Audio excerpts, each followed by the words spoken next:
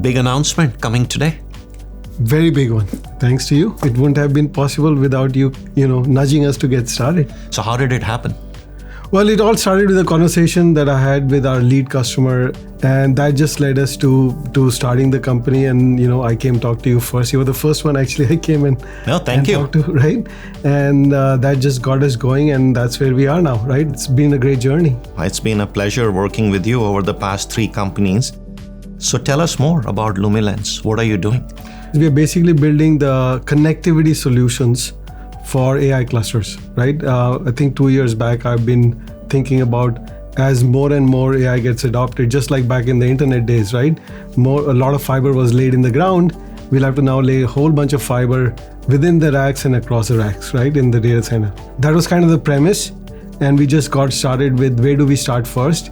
And we said, let's actually build expertise in manufacturing because that's a really complex thing to do. And then build chips and then build solutions. So that's what the journey we have been on, right? Building one thing at a time. And for connectivity, you're doing both scale out and scale up, right? Within Correct. the AI clusters. Or there's something unique here besides manufacturing? Oh, it's actually all about, building an entire solution. If you really look at it, GPUs need to talk to other GPUs in a single pod across multiple, pods and then across halls, right? So that's what scale up and scale out is all about.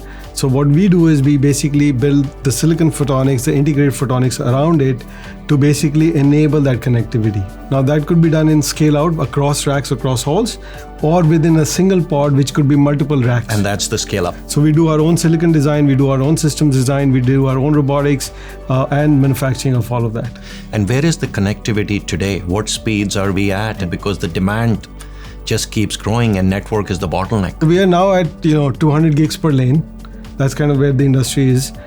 We do anticipate in the next 2 years it'll go to 400 gig per lane, but the number of lanes is exploding. So if you look at it, typical transceiver used to have eight lanes, right? Now on a single rack unit for scale up, we're talking about 500 plus lanes. So think about it, you'll have like a 50 petabit or a 40 petabit rack. Just imagine before we used to have like whole data center used to be that many petabits. So this is like much faster than undersea fiber that was laid in the internet days. Correct. So let's go back in history, right? What made you become an entrepreneur and when was that? For me, it's all about the founder mentality. To me, that's ownership, right? If you own a problem and take it to completion, that's basically founder mentality. And I've always been like that. Whether I was working for Juniper, Pradeep, when he hired me, he asked me to start the switching business unit, right? I was 28 years old, but I owned it, right? I basically built the entire team, all the products, and I made sure we shipped it out of the factory, right? So that level of thinking is what I think is a entrepreneur. And you're always in founder mode? I'm always in founder mode. So what drives you to be a serial entrepreneur? Here we have a great big problem to solve and taking it to completion. I've got 2 others in that are in the works. These are big problems that need to be solved. So you're just a problem solver and trying to change the world?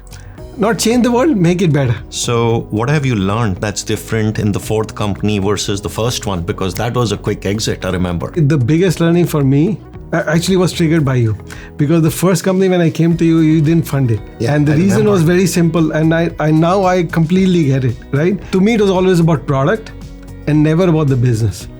That was the biggest learning I went through in the last 15 years, I would say, that a great product is not equal to a great business. It all needs to come together. Having worked with you and this being the 3rd company, it seems validating the idea this time was different. Rather than building a product, talking to 50 customers and then building it, you went completely opposite. Had a lead design customer because the scale is hundreds of billions of dollars from 5-6 customers. Correct. So why did you do that? You think it's critical in this hardware era with AI to start with a lead hyperscaler as a customer? I think infrastructure space, especially with silicon, it's better to have a lead partner, right? So if you look at all the silicon companies, whether it's Broadcom, Marvell, they're actually building their own CPU solutions, for example. They'll end up building some kind of design solutions of their own. So for a startup to win in this space, you got to partner with somebody who's actually going to take it to market. So we are an arms dealer. We supply the arms and somebody has to fight the battle, right? AWS is going to fight the battle, Microsoft is going to fight the battle, Meta is going to fight the battle. We just need to arm everyone. I have a firm belief, right? Like people build companies, the founding teams always go beyond one person, 2 people, 3 people. So what's your philosophy, and who are the critical people with the right backgrounds you needed to start this? So if you really look at it, every company I've done, I've at least had 4 or 5 co-founders. And the reason is very simple. One person can only scale so much. We started with the engineering leader, we started with the product leader, we started with the CTO, even finance. We had the first person in from day one because it's a pretty large scale business, and then manufacturing. So what we did was we basically made sure we have experts in each of these areas and then let them hire rest of the experts. What we have done is always hire in the key areas from the beginning, and then let them build teams as the needs evolve. So you're looking for complementary skills, complementary backgrounds to solve an end-to-end problem. Correct. And I have seen you always surrounding yourself with excellence, right? Coming back, that's on the team. Like, what do you look for in a founding investor? You and I have done this 3 times. I think the founding investor is very critical.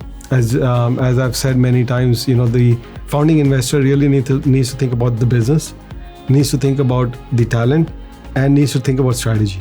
Product, I don't think it matters as much, but the strategy and the business side is where usually founding teams make mistakes or they need help with, and that's usually what I've leaned with you or with Vinod or others, right? So that's been a big help to me. Is to get that level of insight into how to think about strategy. I think one has to look at the whole solution and what kind of a business you end up building, and keep the unit economics, keep the GTM in mind, and design it from day one. You have a lot of trust with your board members and investors, and you're always using them as a thought partner, versus a lot of entrepreneurs keep a separation between the investor and the founders, right? What made you do that? It's been a pleasure seeing how open you are, how you think about things, how you discuss your problems. What drives that? And it could be a great lesson for other founders listening to this. Yeah, so for me, it's actually not just with the board members, it's also even with my own team. You may have seen that, yes, right? The more information you have, the better decisions you'll make as a collective, right? So my view is that always share as much information as possible to get to a better and quick decision. Why wait? Why would I hide information and basically get suboptimal outcome, right? Makes no sense. And I think my belief always is 1 + 1 when you're sharing information can't be 2. It better be 4 or 5. And I think I've seen that with you, the collective intelligence, the collaborative intelligence you're able to pull together within your team, with your investors, with your board members, is just commendable. Oh, thank you for your partnership. With the companies you have built, how hands-on have you been on understanding the technology and product, not just going and selling it and evangelizing it? You have to do all of it all the time, right? So if you look at it, I code, right? On Exaforce, I've developed a lot of code. In Lumilens, I help with the coding part, I help with the design part, I help with the silicon team, I help all the teams. I have to truly understand it, right? Because if I can't understand it, I'll make wrong decisions, right? Just like I said, you got to have all that information, you got to be involved, and you got to be in the trenches. Otherwise, people won't even trust you. So you need to eat your own dog food and understand every little detail. Yeah, has to be. What would be your key advice to other founders, right? Having done multiple companies successfully and hoping this will be the biggest one, which it seems like, fingers crossed, is on that path. Most founders, as you said, right, they're very worried about how much information they share. Be very open with information with not just your board members or your investors, but also your team. That's number 1 thing. Number 2 thing is be willing to work very hard, and it's for a long time, right? So be ready for the fact that it's a long haul. Just a marathon. It's a marathon, and just don't give up, right? So you better start with a passion that's going to last over 3 to 5 years. You got to think about, can I be, happy about doing this for a long time, not just now, right? I think those are the 2 most important ingredients for success as being a founder. Thank you for giving us the opportunity to partner with you over the past decade, not once, not twice, 3 times. Yeah. So looking forward to continuing on that tradition and building some iconic companies. Thank you. Thank you, Navin, for all your help.